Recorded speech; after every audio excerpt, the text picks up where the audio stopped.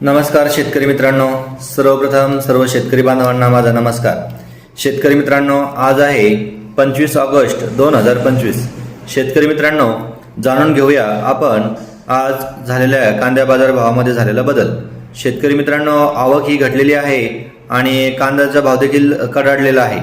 शेतकरी मित्रांनो, त्यापूर्वी आपल्यास विनंती आहे, आपण जर या चॅनलवरती नवीन असाल तर अवश्य आपले चॅनल सबस्क्राईब करा आणि शेतकरी मित्रांनो, जर शेतकरी पुत्र असाल तर आपलं चॅनल शेवटपर्यंत बघा आणि कुठेही स्किप करू नका।